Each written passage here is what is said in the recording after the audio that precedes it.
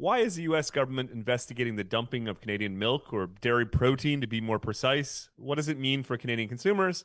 And what about Canada-U.S. relations? I'm Sean Speer, editor at large at The Hub. I'm speaking with the Consumer Choice Center's North American Affairs Manager, David Clement, to get answers to these questions. David, thank you so much for joining me. Thank you very much for having me. Let's start with the U.S. Trade Commission's investigation. What is it looking into, and what is it likely to find with respect to these allegations that Canada's supply managed dairy industry is flooding the international market with artificially lowered dairy proteins? So yeah, it's a complicated one because you gotta get into what is dairy protein and it's butter fat and what's used to make cheeses and powders and all of this. But if I were to sum it up as simply as possible without getting incredibly boring, it is the US Trade Commission saying you cannot have it both ways. You cannot say you're going to keep supply management so that you can meet domestic demand while also exporting this one limited portion of the market into the US. And I think their viewpoint is that it's an incredibly sensitive industry where like Hmm. small percentage changes can completely change the market, and there is increasing competition in the market and growing demand. So like the Kiwis have actually become a prominent player in this space and have eaten into the U.S. industry's foothold in Asia, understandably so, ironically, because New Zealand got rid of supply management. They are now a great exporter of all things dairy. And so I think it really comes down to you can't have it both ways. You can't say you're keeping supply management because you want to meet domestic demand while also potentially skirting some rules and sending product abroad.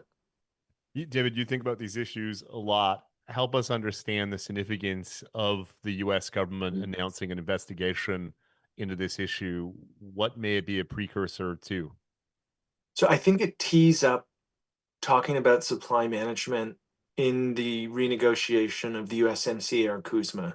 Hmm. And my view, so it's one of those things a lot of people forget that this has been a grievance of both Republican and Democrat administrations. Good point.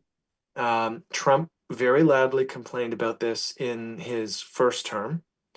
The Biden administration complained about it, launched formal challenges with the WTO, and now the Trump administration is back here again. So it's been a longstanding grievance. It's also something that's been challenged by the Kiwis. It was the reason why the original potential agreement with the UK fell through because we Yes. wouldn't cave on any of this. It's the reason why so many European countries have been slow to ratify CETA because that would the market access they wanted in the supply managed space. But really, I think what it comes down to for um, for the Trump administration is twofold. One, it is in the renegotiation of the USMCA, and the other is domestic politics in the US. Wisconsin is still a swing state, and it sounds crazy to think, but the president has already alluded to a Vance Rubio ticket for Yes. the Republicans. They're anyone who thinks they're not already laying the groundwork for what the path to victory would look like for JD Vance, let's say, if he's the successor, is naive because they certainly are.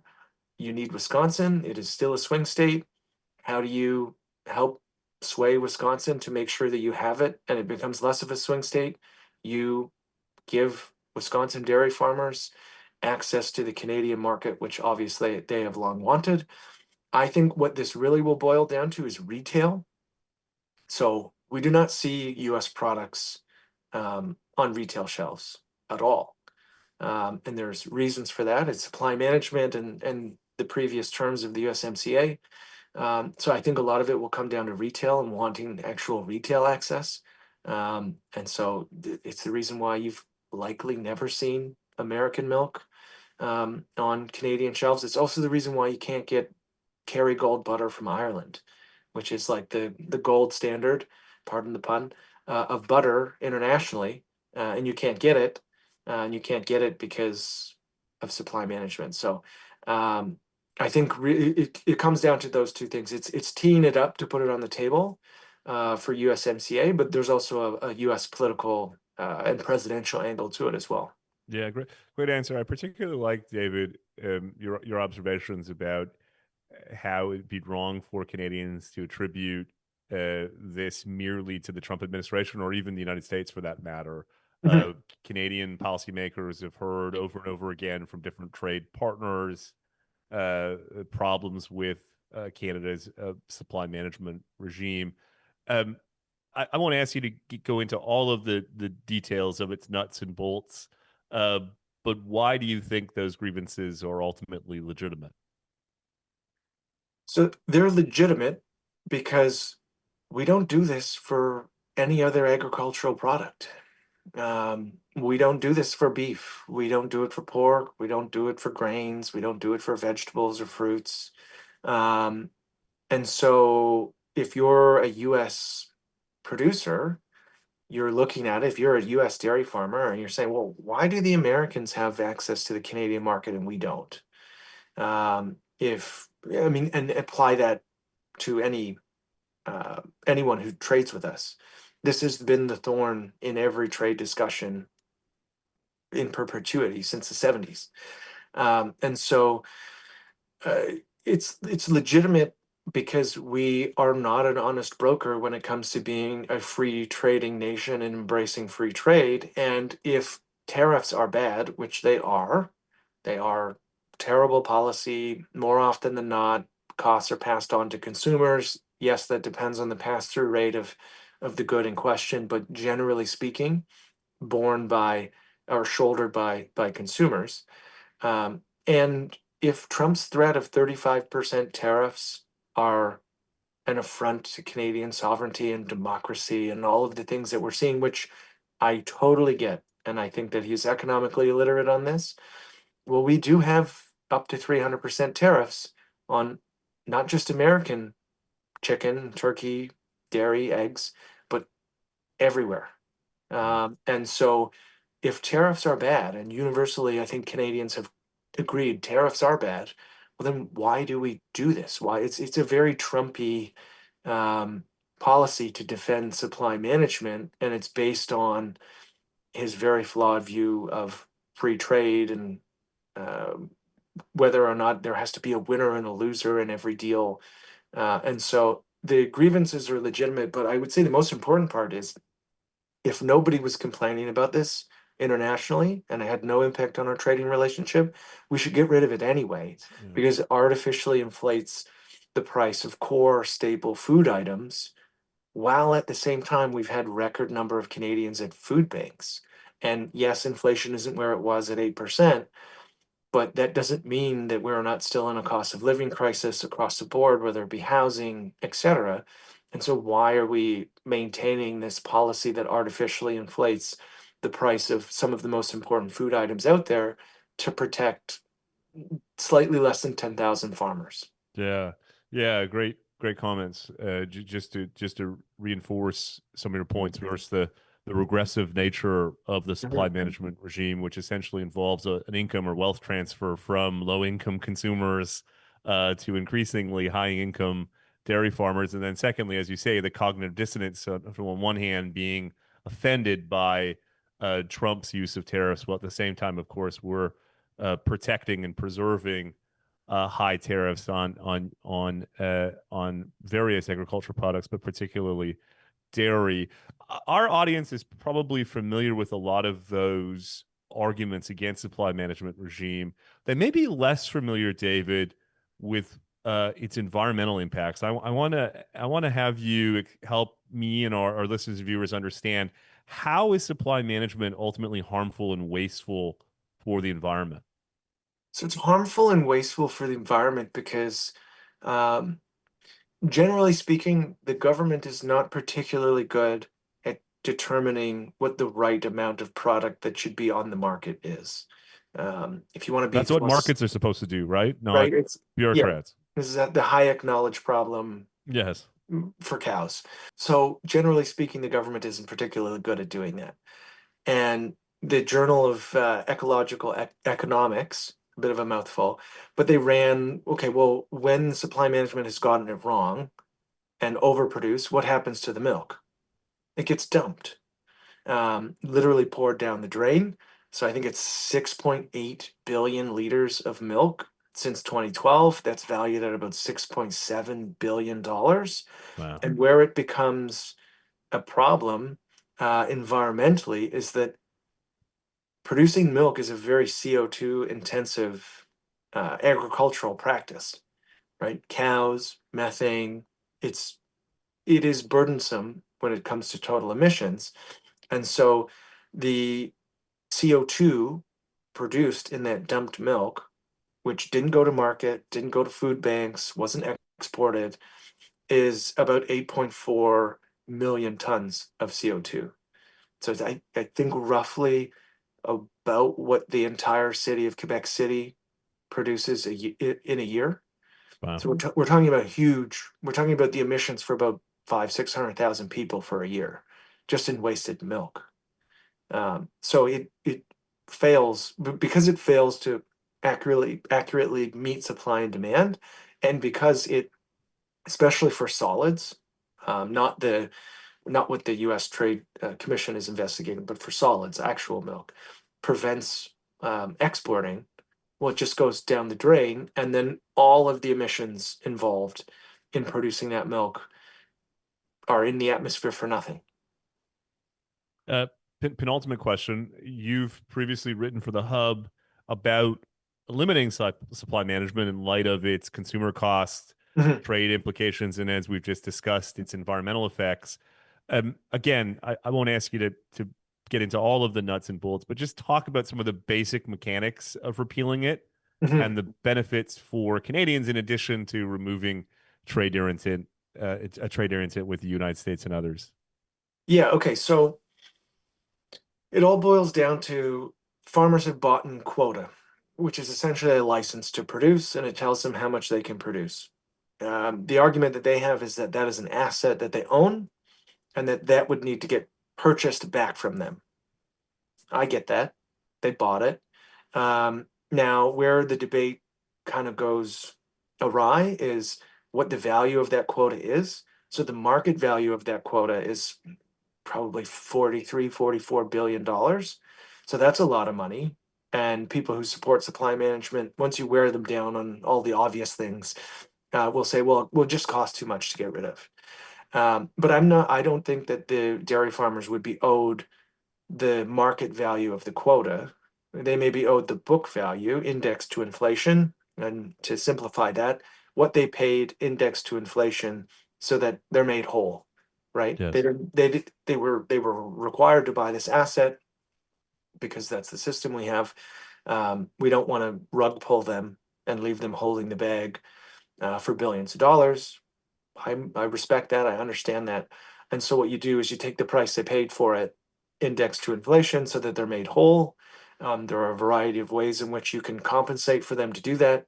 Some people have said a tax, which would still be lower than the inflated cost of supply management. I've actually argued that you should just put it on a credit, as a credit on the account of the taxpayer, so the dairy farmer, whether it's corporate, sole proprietor, or individual, and they don't pay federal income tax or federal corporate tax until the value is at zero, Yes. and then it doesn't actually cost taxpayers anything. It's a revenue loss, yeah, but taxpayers are not actually sending more money to dairy Yes. farmers. What would be the value? Well, you'd probably see grocery prices deflate in the supply managed goods a fair amount. So the estimates from before the pandemic was about $500 a year per family. That might not sound like a lot to many people, but if you're living at the poverty line, that's enough to put upwards of 189,000 Canadians under the poverty line. Wow. And so the impact would be great in terms of lowering costs, but what it would really do is just increase consumer choice at grocery shelves. French cheese, Irish butter, New Zealand dairy, eggs from pick a country that you think produces eggs efficiently or effectively or ethically, right? Just being able to have a truer marketplace where the world is our grocery store is better for everybody from a choice perspective, from a price perspective. And what I always see is I see the naysayers be like, "Well, yeah, we don't think American milk is of good quality. Right? It shouldn't be on Canadian shelves because it's of poor quality." Well, spam exists, uh, and I don't like spam, but I don't think it should be tariffed out of the market or banned. And that argument also goes the other way because getting rid of supply management means you actually get more of a spectrum of product availability rather than just one produced in one market in one way. So, yes, you may get some lower grade products on the market, and that's fine, but you'd also get some higher grade products on the market in the same way that you can go and buy a strip loin steak from Fortino's, or you can get Wagyu beef that's going to cost you a lot more and maybe taste potentially a lot better. And that's great. It's awesome that you can pick whatever it is suits your tastes and needs. But when it comes to chicken, dairy, cheese, and eggs, we don't get that choice. Yes, indeed. Final question, and I want to come back to something you raised earlier, and that is that part of what's motivating the Trump administration is domestic politics. Mhm. Same, of course, goes for Canada. A major explanation for why supply management has persisted in spite of all of its problems, as we've been discussing, is that dairy farmers are perceived as powerful in a key voting bloc, particularly in Mhm. Quebec. It's notable, for instance, that Parliament recently overwhelmingly passed a bill committing the government to defending it. I know you're not a pundit, David, but talk about the political dynamics here. Is there room for them to change at all? Yes, there is room. So the bill protects it from trade concessions, which is the traditional process under CETA or USMCA. At the end of the day, it's just window dressing because the government can create a bill to unwind supply management if they so choose, and that would not be impacted by the Bloc Québécois bill that Parliament supported. Um, is there a political avenue to do it? I think if it's communicated in the right way, and if the off ramp is explained and communicated in a way that demonstrates fairness, right? So, yes, we're not going to rug pull dairy farmers and leave them holding the bag with billions of dollars worth of worthless quota. They will be made whole. And in my suggestion with the tax credit, gives them a little bit of a competitive advantage Yes. to compete, especially in the interim. And it also increases the likelihood that they, one, become more efficient and focus on operating at scale. And two, it also then adds in export opportunities that are not going to be investigated by the US Trade Commission. Um, and so I think there's an avenue if it's communicated properly. The Quebec issue is a hurdle because they're a strong voting bloc. My opinion here, the dairy farmers are the most powerful um, lobby in Ottawa. They're also the biggest ad buyer in the country. There's a reason why, and this will help conceptualize it maybe for people who are listening. Toronto Maple Leafs jersey, the primary sponsor is milk. It's the Dairy Farmers of Canada. The secondary sponsor is Mondelez or Oreo, which is a multi billion dollar company. And so the Dairy Farmers of Canada had more ad budget and capability to outbid a company that is Cadbury, Oreo, etc. Just demonstrates on the ad side how powerful this organization really is. And so there would be a big fight. But I will say, Mark Carney has shown his willingness to make tough calls and repeal bad policy. The digital service tax was one. He's flirted with the idea now of potentially repealing the Online News Act. The sooner he does that, the better. If he can continue down the road of being able to show that he can make tough calls, I think the conversation about how to unwind supply management would be right in that wheelhouse. Um, one, because it's the right thing to do. Two, because I think the optics for the Canadian public are a no-brainer. Cost of living crisis. This is what we're going to do to try and solve some of the problems Canadians at food banks. I think it also politically would um, create a real problem for the conservatives, because if the conservatives were going to lean in on supply management and defend it, as Carney was hinting towards unwinding it, the level of hypocrisy that the conservatives would, like the mental gymnastics that conservatives would have to do to hold that position, would be abandoning so many of the conservative principles of what the party is supposed to stand for.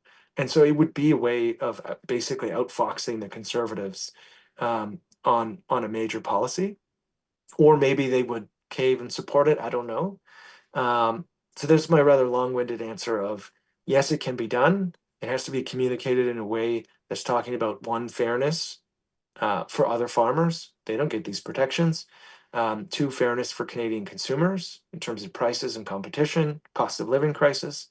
And then three, talking about, well, we can't diversify trade, right? The US is an unreliable trade partner now.